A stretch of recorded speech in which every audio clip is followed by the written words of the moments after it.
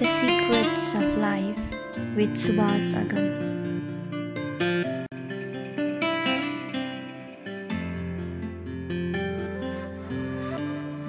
पाशुपत योगमा के भनिएको छ भन्दाखेरि यो गुप्त राखिएको छ। पाशुपत योग भगवान शिवबाट प्रतिपादित रचना गरिएको योग हो। यी कुराहरू वेदमा पाइन्छ, उपनिषदमा पनि पाइन्छ र 18 पुराणहरूमा पनि पाइन्छ। ती 18 पुराणहरू मध्येमा लिङ्ग महापुराणमा मात्र पाशुपत योगको मात्र चर्चा पाइन्छ। कुर्म पुराणमा ईश्वर गीता अन्तर्गत अष्टाङ्ग योगको नै चर्चा गरिएको छ र सम्पूर्ण शास्त्रहरूमा पनि योगको चर्चा गर्दाखेरि पाशुपत योगको नै चर्चा पाइन्छ। प्रत्येक पुराणहरूमा पाशुपत योगको नै चर्चा गरिएको छ, नामै पाशुपत योग भनेर दिइएको छ। हाम्रा पूर्वज ऋषिमुनिहरूले पाशुपत योग नै साधना गर्नुभएको थियो, जसमा पाशुपत योगको साधना स्वयं भगवान विष्णुले, भगवान ब्रह्माजीले, त्यसपछि गएर यी सनत कुमारहरू भए, त्यसपछि गएर सूर्यले स्वयं पाशुपत योग नै गर्नुभएको हो र पछि आएर निकै पछि आएर भगवान श्रीराम पाशुपत योगी हुनुहुन्छ। भगवान श्री कृष्णलाई त उपमन्यु ऋषिले पाशुपत व्रत, पाशुपत योग र पाशुपतको ज्ञान दिनुभएको थियो। यो पुराणमा छ। हाम्रा शास्त्रहरूमा र नेपाललाई चाहिँ स्पष्ट रूपमा हिमवत खण्ड देश भनेर स्पष्ट रूपमा लेखिएको छ। जस्तो हिमवत खण्ड भन्ने ठुलो पुस्तक पनि हाम्रा राष्ट्रगुरु योगी नरहरिनाथले नेपालीमा अनुवाद गर्नुभएको छ। विद्वानहरूले भन्दछन् कि हाम्रो धर्म त पाशुपत धर्म हो, पाशुपत योग हो। हिमवत खण्ड राष्ट्र नै थियो पहिला, साधकलाई मात्र, योग्य पात्रलाई मात्र दिने भन्ने त्यो चाहिँ भनौँ शास्त्रमा लेखिएको कुरा छ। त्यो उत्तम स्थानमा, उत्तम क्षेत्रमा आफ्नो पुत्र पनि योग्य छैन भने पुत्रलाई पनि नदिने र आफ्नो कुनै शिष्य हुनु छ भने 12 वर्षसम्म चाहिँ उसलाई आफ्नो साथमा राखेर उसको चरित्रलाई हेरेर योग्य पात्र छ भने मात्रै पाशुपत योगको, पाशुपत व्रतको, पाशुपत योगको, पाशुपतको ज्ञान दिने भनी शास्त्रमा स्पष्ट लेखिएको छ। राष्ट्रगुरु योगी नरहरिनाथ हुनुहुन्थ्यो नि। यो हिन्दू धर्म भनेको हिमाली संस्कृति हो भन्नुहुन्थ्यो। हिमाली संस्कृति हिमालबाट चाहिँ बगेर हिन्द महासागरसम्म गएको जुन एउटा संस्कृति छ, यसैलाई नै हिन्दू भनेर चाहिँ हाम्रो राष्ट्रगुरु त विद्वान हुनुहुन्थ्यो। योगी नरहरिनाथले, राष्ट्रगुरु योगी नरहरिनाथले मलाई यस्तो कुरा भन्नुहुन्थ्यो अथवा सबैलाई भन्नुहुन्थ्यो। The Secrets of Life with Subhas Agam.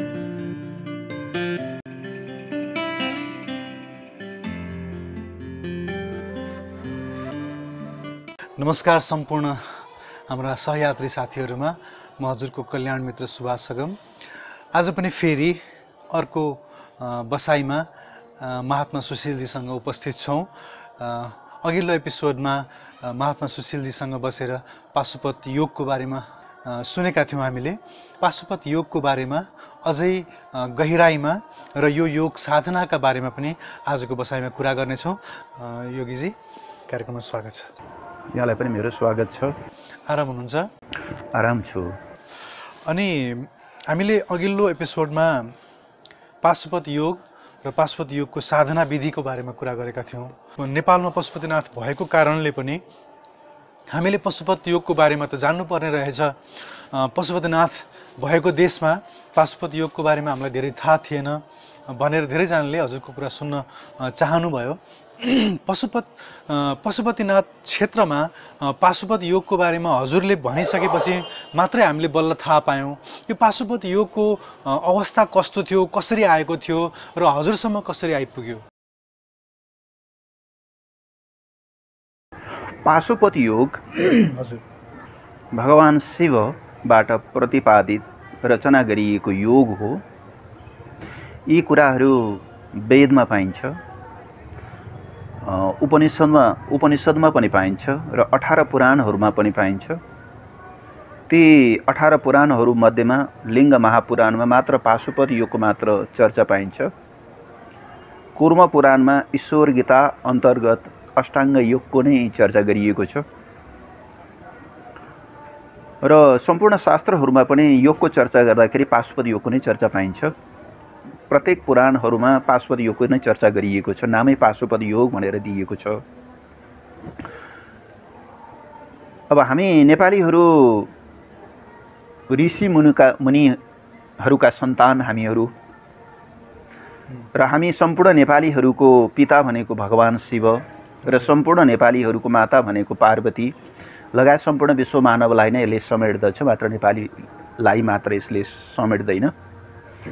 त्यस्ता परम शिवले पाशुपत नामक योगलाई प्रतिपादन गरिदिनु भयो र हाम्रा पूर्वज ऋषिमुनिहरूले पाशुपत योग नै साधना गर्नुभएको थियो, जसमा पाशुपत योगको साधना स्वयं भगवान विष्णुले, भगवान ब्रह्माजीले, त्यसपछि गएर यी सनत कुमारहरू भए, त्यसपछि गएर सूर्यले स्वयं पाशुपत योग नै गर्नुभएको हो र पछि आएर निकै पछि आएर भगवान श्रीराम पाशुपत योगी हुनुहुन्छ।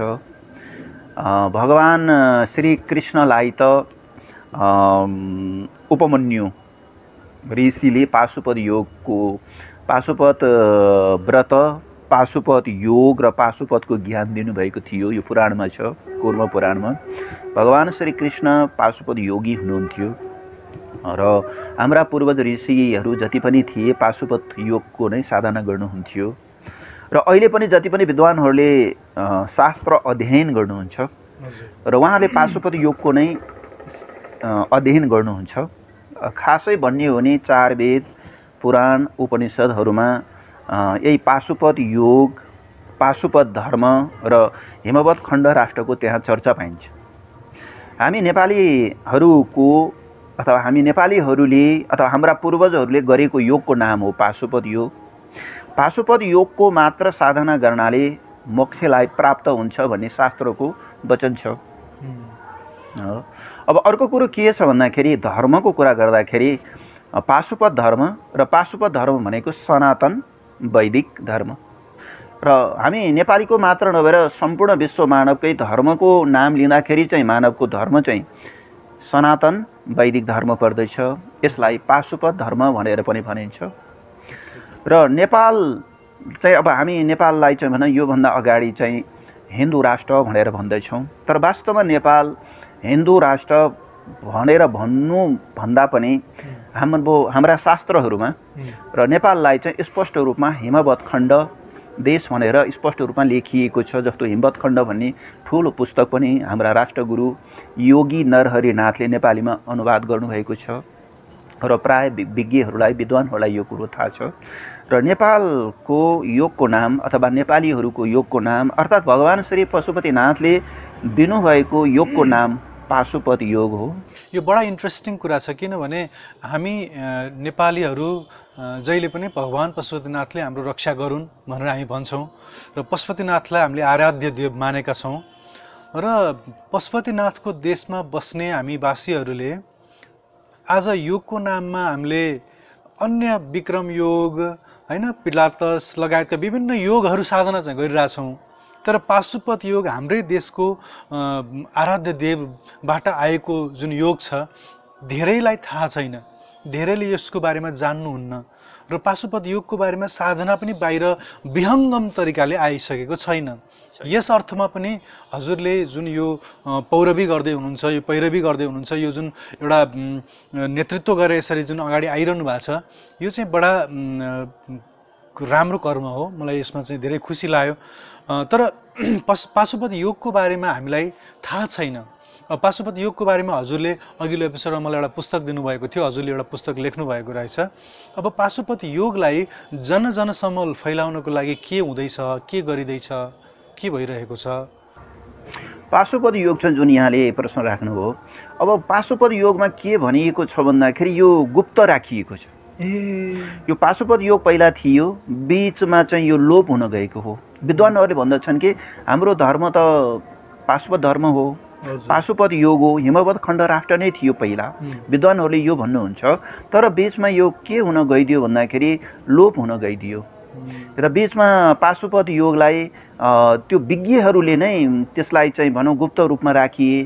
त्यतिखेरको पनि पाशुपत योग यसरी अहिले जो हामीले भनौँ यहाँ जनमानसमा चाहिँ प्रत्यक्ष रूपमा कुरा मात्र गरिरहेको छौँ, त्यस्तो मात्र नभएर पाशुपतको योगको व्रतको पाशुपत योगमा चाहिँ व्रत पर्छ, योग पर्छ, ज्ञान पर्छ। यसलाई चाहिँ विशेष साधकलाई मात्र, योग्य पात्रलाई मात्र दिने भन्ने त्यो चाहिँ भनौँ शास्त्रमा लेखिएको कुरा छ। त्यो उत्तम स्थानमा, उत्तम क्षेत्रमा आफ्नो पुत्र पनि योग्य छैन भने पुत्रलाई पनि नदिने, र आफ्नो कुनै शिष्य हुनु छ भने 12 वर्षसम्म चाहिँ उसलाई आफ्नो साथमा राखेर उसको चरित्रलाई हेरेर योग्य पात्र छ भने मात्रै पाशुपत योगको, पाशुपत व्रतको, पाशुपत योगको, पाशुपतको ज्ञान दिने भनी शास्त्रमा स्पष्ट लेखिएको छ। जसको कारणले गर्दाखेरि हाम्रा अहिले विज्ञहरूले पनि त्यसलाई अगाडि बढाउनुहुन्न। उहाँहरूले नबढाउनुको कारण के हो भने उहाँहरू पढ्नुहुन्छ कि यसलाई गुप्त राख्नु भनेको छ।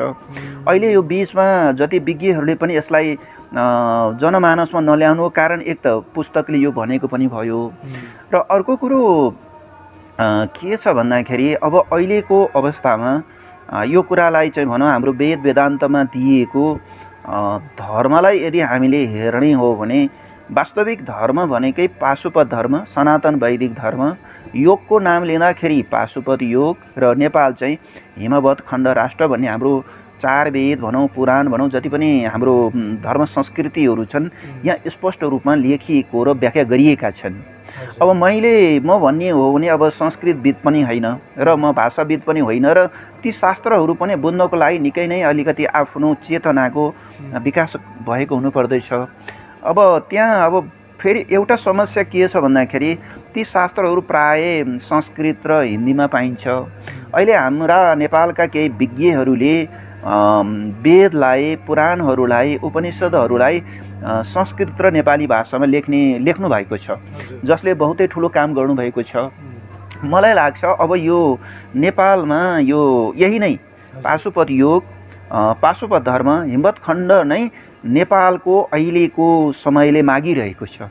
किनकि देशमा जो परिवर्तन भइरहेको छ, आज देशमा भन्ने हो भने परतन्त्र धर्म, परतन्त्र राजनीतिक चलेको अवस्था छ यहाँ, र योगको कुरा गर्ने हो भने पनि परतन्त्र योग आएको जस्तो छ हैन। एउटा चाहिँ वेदयुक्त, एउटा वेदबाह्य योगहरू छ, तर यो समयको माग हो। अहिले पशुपतिनाथमा हामी बसेर कुरा गरिरहेका छौँ।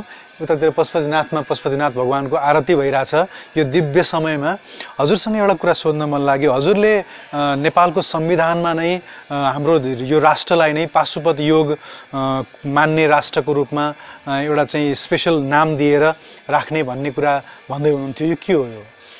अब यो मैले बुझाएअनुसार के भन्दाखेरि आज नेपालमा धर्मको ह्रास अथवा हानि भएको अवस्था छ, र आज नेपाली मात्र होइन कि विश्व मानवलाई नै वास्तविक धर्म के हो भन्ने खोजकै विषय रहेको छ। वास्तविक धर्म यो भनेर कसैले चाहिँ त्यस्तो चिनारी परिचय दिएको आज हामी पाउँदैनौँ हैन। धर्मको नाम लिँदाखेरि विद्वानहरू पनि अनभिज्ञ नै देखिन्छ। कारण के भन्दाखेरि हाम्रो शास्त्रमा दिएका कुराहरूलाई त्यसलाई राम्रोसँग चिन्तन मनन गरेर त्यसको अनुभूतिज्ञमा नजानु, कि रियलाइजेसन भन्छ नि, साक्षात्कार नगरेको हुनाले यो अवस्था भएको हो। अब मैले बुझ्दाखेरि के छ भने जो बीचमा जो एउटा परिवर्तन आएको छ, यो परिवर्तनले अवश्य पनि भगवान श्री पशुपतिनाथको सम्पत्ति, संस्कृति जे भने पनि पाशुपत योग, पाशुपत धर्म लाई चाहिँ सनातन वैदिक धर्म भनेर भनिन्छ, र नेपाल हिमवत् खण्ड हो हैन। अब चारैतिर हिमालले घेरिएको छ, र हिमवत् खण्डको हामीले कुरा गर्दाखेरि नेपालको क्षेत्र अझ बृहत हुन जान्छ। र यो जुन अभियान छ, जो मबाट भनौँ अब हामीबाट जो सुरुवात भएको छ, र मलाई लाग्छ अहिलेको परिप्रेक्ष्यमा सम्पूर्ण नेपालीहरूले खोजेको कुरा पनि यही हो। सबै नेपालले खोजेको कुरा के छ भन्दाखेरि हिमवत् खण्ड नेपाल अथवा नेपाल कत्रो छ, योभन्दा पहिला कत्रो थियो, बीचमा केही साँघुरिन गएको हो कि भन्ने एउटा विषय छ हैन। अर्को कुरो सबै नेपालीहरूको मात्र न विश्व मानवले नै वास्तविक योग के हो भनेर खोजेकै अवस्था छ, र अर्को कुरो के छ भने वास्तविक मानव धर्म के हो भनेर मानवले खोजेको अवस्था छ। यो अवस्थामा मैले भनौँ वेद वेदान्तलाई अध्ययन गरेर चिन्तन मनन गरेर त्यहाँभित्र रहेका धर्म र त्यहाँभित्र रहेका योगहरूलाई मैले औलाउँदा केलाउँदा अध्ययन गर्दाखेरि वास्तवमा मानवको चाहिँ पाशुपत योग नै प्रथम योग हो, र मानवको धर्म सनातन वैदिक धर्म नै हो, र नेपाल हिमवत् खण्ड राष्ट्र हो, र नेपालको संविधानमा यसलाई राम्रो तरिकाले स्थापना गरेको अवस्थामा भनौँ सदा सदाको लागि धर्मबाट चाहिँ हामी चाहिँ भनौँ परिचित धर्ममा हामी सबै नेपालीहरू परिचित हुने थियौँ र धर्ममा हामीलाई अन्योलको अवस्था आउने थिएन हैन। यसलाई राम्रो विज्ञहरूले र बुझेका योगीहरूले राम्रो प्रकारले पाशुपत योगलाई अगाडि बढाउने पाशुपत धर्मका चाहिँ अब लक्षणहरू छन् हैन। ती लक्षणहरू पनि हामी पछि राखौँला। धर्मका लक्षणहरूलाई राम्रोसँग चाहिँ जनजनमा पिण्डलाई चाहिँ धारणा गर्न लगाउने पिण्डमा जनमानस मानसमा। ठिक छ। अहिले हजुरहरूको पाशुपत योगलाई ट्रेन गर्न सक्ने अरूलाई पनि सिकाउन सक्ने हजुरहरूका शिष्यहरू कतिजना हुनुहुन्छ अथवा हजुरले चाहिँ कतिजनालाई पाशुपत योग दीक्षा दिइसक्नु भएको छ, शिक्षा दिइसक्नु भएको छ, के छ त्यो कुरा चाहिँ? अब वास्तवमा भन्यो भने हामी सम्पूर्ण नेपालीहरूको शिक्षा दीक्षा नै पाशुपत हो। किनकि हामीहरू के भन्छौँ भने हाम्रो ऋषिको गोत्र के को भनेर सोध्छौँ नि। अब भनौँ गोत्र भन्दाखेरि सप्त ऋषिहरू गोत्रमा पर्नुहुन्छ। जति पनि हाम्रा पूर्वज ऋषि मुनिहरू छन् ती हाम्रा गोत्र हुन्। ती गोत्रज हाम्रा ऋषिहरूले गरेको योगको नाम पाशुपत योग नै हो, पाशुपत धर्म नै हो, हिमवत खण्ड राष्ट्रको नै हो। वास्तवमा हामी त्यसैबाट शिक्षित दीक्षित हामी सबै नेपालीहरू हौँ र यसलाई मात्र के छ भने बिचमा यो के हुन गयो भन्दा लोप हुन गएको छ र यसलाई मात्र उत्थान गर्ने एउटा मेरो प्रयत्न हो र हामी सबै विद्वानहरूको प्रयत्न पनि हो, यहाँको पनि प्रयत्न हो। वास्तवमा सबैले धर्मको खोज गरेको अवस्थामा हाम्रो यो पूर्वज ऋषिमुनिहरूको वास्तविक जो धर्म छ त्यो बिचमा लोप हुन गयो र बिचमा हिन्दू धर्म आएको छ, हिन्दू राष्ट्र आएको छ। यो हिन्दू धर्म हिन्दू राष्ट्र कहाँबाट आएको भने यसलाई पनि त खोज्नु पर्यो। हिन्दू धर्म हिन्दू राष्ट्रको अब हामीले शास्त्र अध्ययन गर्ने हो भने कहीँ पनि यसको प्रमाणहरू पाइँदैन, मैले चाहिँ पाएको छैन। यो सिन्धु नदीको वारी यतापट्टि बस्ने चाहिँ यो समस्त चाहिँ भेगका व्यक्तिहरूलाई सिन्धु सभ्यताका व्यक्तिहरू भन्दै सिन्धुबाट हिन्दू भएको भनिन्छ। अब मैले चाहिँ के सुने भने हाम्रा राष्ट्रगुरु योगी नरहरिनाथ हुनुहुन्थ्यो नि, यो हिन्दू धर्म भनेको हिमाली संस्कृति हो भन्नुहुन्थ्यो। हिमाली संस्कृति हिमालबाट चाहिँ बगेर हिन्द महासागरसम्म गएको जुन एउटा संस्कृति छ यसैलाई नै हिन्दू भनेर चाहिँ हाम्रो राष्ट्रगुरु त विद्वान हुनुहुन्थ्यो। योगी नरनाथले राष्ट्रगुरु योगी नरनाथले मलाई यस्तो कुरा भन्नुहुन्थ्यो अथवा सबैलाई भन्नुहुन्थ्यो, तर यसमा मलाई त्यति पनि विश्वास थिएन। तर पनि वास्तवमा राष्ट्रगुरु योगी नरनाथको त्यतिखेरैको अभियान के थियो भन्दाखेरि नेपालीहरूको योगको नाम पाशुपत योग हो। यो हिमवत खण्डमा उहाँले नै लेख्नु भएको छ, पाशुपत धर्म नै हो र हिमवत खण्ड राष्ट्र हो हुने त यो राष्ट्रगुरु योगी नरनाथको त्यतिखेर नै अभियान थियो हैन। अब यो अभियान भन्दाखेरि अब अहिले जति विद्वानहरू हुनुहुन्छ उहाँहरू यसमा लाग्नु भएको छ। पाशुपत योग पाशुपत धर्म हिमवत खण्ड राष्ट्र नै यसलाई अगाडि बढाउने भन्ने यो अहिलेको भनौँ विज्ञहरूको त यो मलाई लाग्छ। मैले जति भनौँ मसँग भेट भएकोहरूको उहाँको इच्छाहरू चाहिँ मैले यस्तो पाएको छु। तर पनि के छ भन्दाखेरि अहिलेको अवस्थामा जो धर्मनिरपेक्ष भन्ने फेरि आयो होइन। धर्मनिरपेक्ष भन्ने जुन एउटा अवस्था आएको छ यो धर्मनिरपेक्ष पनि आफ्नो ठाउँमा ठिक छ। धर्मनिरपेक्ष भन्नाले कस्तो बुझिन्छ भन्दाखेरि हामीले भन्छौँ नि गड रियलाइजेसन भन्छौँ, परमात्मा प्राप्ति भन्छौँ नि। जुन धर्मलाई चाहिँ कुनै पनि कुराको आवश्यकता नहुने आफू नै पूर्ण अवस्थामा रहेको धर्मलाई भनिन्छ धर्मनिरपेक्ष हैन। धर्मका दुईटा पाटाहरू हुन्छन्, एउटा सापेक्ष भन्ने हुन्छ, एउटा निरपेक्ष। सापेक्षमा चाहिँ साधना हुन्छ, निरपेक्षमा गएपछि साधना हुँदैन, कर्म हुँदैन। र अहिले भनौँ धर्मनिरपेक्ष चाहिँ नेपालले के गर्यो भने इन्डियाको धर्मनिरपेक्ष भएको हुनाले नेपालले पनि त्यसको नक्कल गरेको हो र नेपालमा पनि धर्मनिरपेक्ष राखिएको छ। र मलाई लाग्छ अब यो भगवान श्री पशुपतिनाथको कृपाले हामी सबै नेपालीहरूको सहयोगले हामी सबै एक आत्मा भएर नेपालमा चाहिँ मलाई लाग्छ सनातन वैदिक धर्म नेपालको संविधानमा लागू हुन्छ, पाशुपत धर्म लागू हुन्छ। र पाशुपत योगको बारेमा चाहिँ के छ भने हजुरको यो ब्लड नै हजुरको यो पिण्ड नै पाशुपत योग पिण्ड हो र पाशुपत धर्मै हो। र हामी हिमवत खण्डको त अहिले पनि वायु लिइरहेका छौँ, हामी हिमालको काखमै बसिरहेका छौँ, हामी त हिमवत खण्डकै त सन्तानहरू हौँ, यसमा त केही भन्नु परेन। तर वास्तवमा के छ भने हाम्रो वेद वेदान्तमा दिएका जति पनि वर्णनहरू छन् कुराहरूलाई हाम्रा विज्ञहरूले सही किसिमले अगाडि नल्याइदिएको कारणले उहाँहरूले भनौँ आफूले मात्र बुझेर अरूलाई चाहिँ भनौँ अन्यलकै अवस्था के राख्यो भने चलाक हुने भयो नि। मानिसहरूले के छ भने त्यहाँ वेद वेदान्तको कुराहरू स्पष्ट रूपमा सबलाई दिने हो त सबै चलाक हुने भए, ज्ञानी हुने भए भन्ने यस्ता वृत्तिका मानिसहरू पनि केही मात्रामा पाइन्छ। र यसले गर्दाखेरि पनि हो या के हो मलाई लाग्छ यो पाशुपत योग पाशुपत धर्म र भनौँ यो हिमवत खण्ड राष्ट्र चाहिँ भगवान श्री पशुपतिनाथको सम्पत्ति हो। यहाँले पशुपतिनाथको आरतीको कुरा गर्नुभएको थियो, उहाँकै यो सम्पत्ति हो, मेरो विचार होइन, उहाँको सम्पत्ति हो। उहाँको इच्छा भएको खण्डमा अवश्य पनि यो फेरि पुनः हाम्रो नेपालमा यो पुरानो संस्कृति भगवान शिवको धर्म संस्कृति यहाँ लागू हुन्छ। ल यति कुरा भनिसकेपछि हामीले लगभग पाशुपत योग र पाशुपत योग परम्परा र यो संस्कृतिको बारेमा पनि कुरा गरिसक्यौँ। अब चाहिँ अलिकति प्र्याक्टिकल बेसमा गएर यो पाशुपत योग साधना कसरी गर्ने, हरेकले घर घरमा पाशुपत योगको साधना कसरी गर्न सक्छ र के गरेमा पाशुपत योगको साधनामा हामी अग्रसर हुन सक्छौँ, यो अलिकति बताइदिनु पर्यो। यो राम्रो कुरो छ। पाशुपत योगको साधना भन्नाले के बुझिन्छ भन्दाखेरि जीवलाई हामीहरू एउटा जीवात्मा हौँ, जीवलाई परमात्मासँग मिलन कसरी गराउने भन्ने विषय हो। हजुर, यसलाई सठिक तरिकाले प्रष्ट हुने गरेर सफा शब्दमा भनिदिनुहोस्, धेरै जटिल शब्दमा नभनिदिनु होला ताकि सबैले बुझुन्। अब यो पाशुपत योगको साधना गर्नु भनेको सबभन्दा पहिला त ब्रह्म मुहुर्तमा 3:30 बजेदेखि सूर्योदय हुनुभन्दा अगाडि उठ्नु पर्यो। यो पनि पाशुपत योगको साधना भयो। बिहान उठेर सबै मानिसहरू मौन बस्नु पर्यो, मौन हुनु पर्यो र बिहान उठेर पर्याप्त मात्रामा जल पिउनु पनि धर्ममा आउँछ। र बिहानको ब्रह्म मुहुर्तमा यो समयमा उठेर यस समय भनेको आफ्नो आत्माको खोज गर्ने समय हो, तपस्या गर्ने समय हो, देव यज्ञ गर्ने समय हो, ब्रह्म यज्ञ भनेको अब भनौँ वेद पुराण उपनिषदहरू पढ्ने समय हो। र यो समयमा उठेर भनेको आफ्नो बर बगैँचा आफ्नो घर वरिपरि साफ सुथरा गर्ने पनि समय हो। र आज भनौँ हामीले आफ्नो घर वरिपरि मात्र साफ गर्छौँ, बाहिर त साफ गर्दैनौँ, तर बाहिर पनि साफ गर्नुपर्छ। यो भनौँ यो बिहानको ब्रह्म मुहुर्तको कला भयो।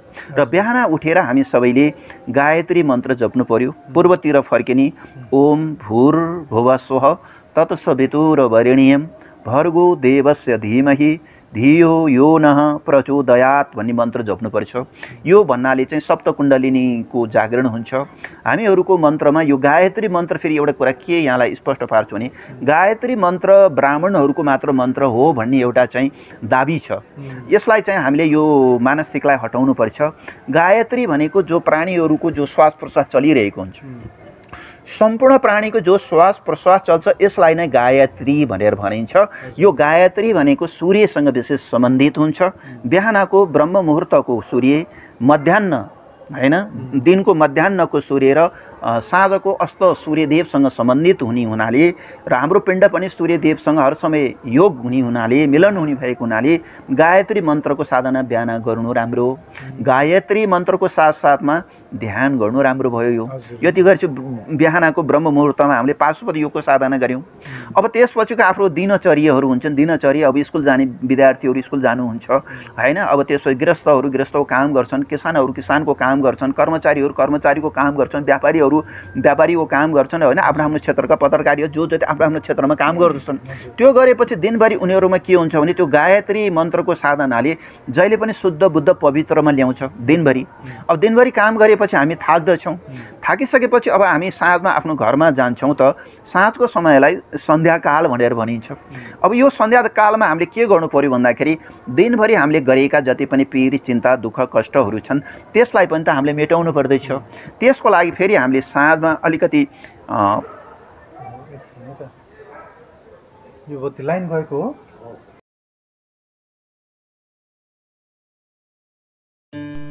The Secrets of Life with Subhas Agam.